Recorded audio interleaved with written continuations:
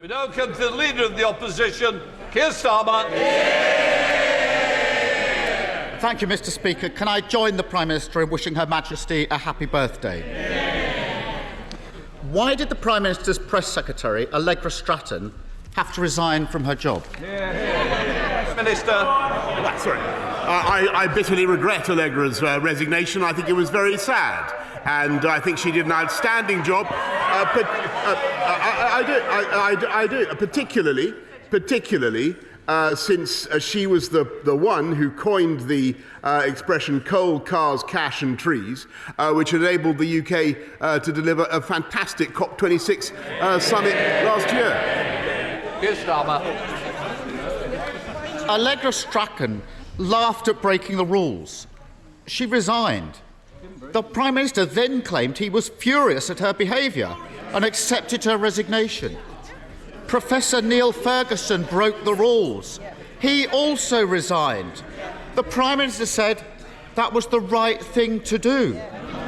The former Health Secretary broke the rules. He too resigned. The Prime Minister tried to claim he sacked him. Why does the Prime Minister think everybody else's actions have consequences except his own? I thank the right honourable gentleman. I feel he's in some kind of Doctor Who time warp. We had this conversation yesterday, Mr. Speaker, and I've explained why I bitterly regret receiving an FPN. I apologise to the House, but he asks about the actions for which I take responsibility, and I'll tell him we're going to get on with delivering for the British people,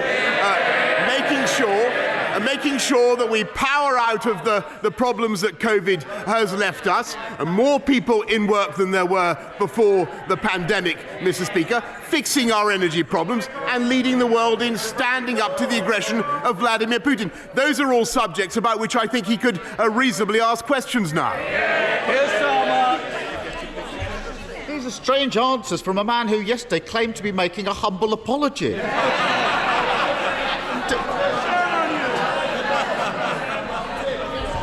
Does the Prime Minister actually accept that he broke the law? Yes, Mr. Speaker, I've been absolutely clear that I humbly accept what the police have said. I've paid the fixed penalty notice. And, Mr. Speaker, what I think the country and what I think the whole House would really rather do is get on with the things for which we were elected, deliver on our promises to the British people. And you could not have clearer evidence of the intellectual bankruptcy of Labour. They have no plans. They have no plans for energy. They have no plans for social care, and they have no plans, Mr. Speaker, to fix the economy. Prime Minister, sit down. I want to hear what you've got to say, but I can't hear when you're talking that way. I'm here in the chair. Please, if you can help me. No, I think we'll have had enough. The state of it, the party of Peel and Churchill reduced to shouting and screaming in defence of this lawbreaker. Now then, that's the last time. That Peroni that you just asked about, you might have to go and take it. I don't hear any more, or else you will be drinking. Keir Starmer. So, Mr. Speaker, yesterday's apology lasted for as long as the Prime Minister thought necessary to be clipped for the news. But once the cameras were off, the Prime Minister went to see his backbenchers, and he was back to blaming everyone else. He even said that the Archbishop of Canterbury had not been critical enough of Putin. In fact, the Archbishop called Putin's war an act of great evil, and the Church of England has led the way in providing refuge to those fleeing. Would the Prime Minister like to take this opportunity to apologise for slandering the Archbishop and the Church of England?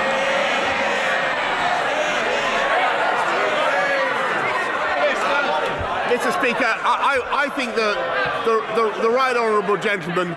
I was slightly taken aback to be Sorry, Mr. Speaker. I was slightly taken aback for the government to be criticised over the policy that we have devised to end the deaths at sea in the Channel as a result of cruel criminal gangs. I was surprised that we were attacked for that. And actually, Mr. Speaker, it turns out that policy, do you know who proposed that policy, first of all, in 2004?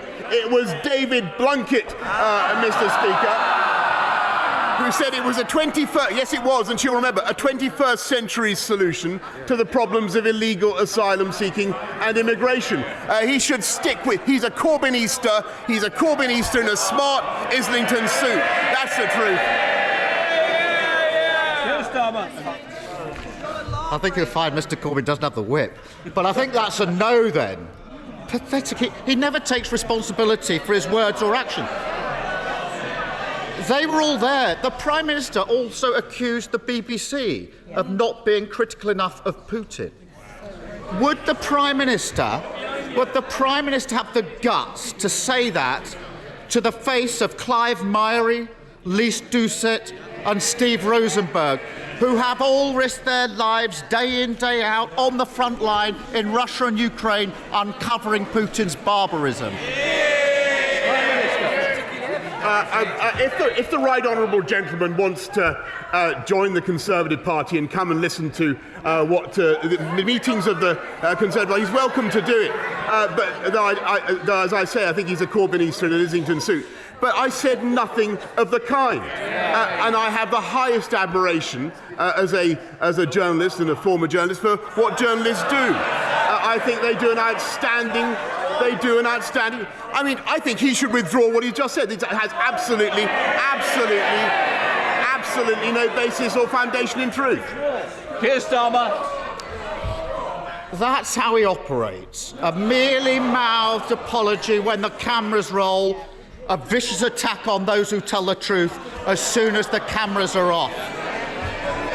Slander decent people in a private room.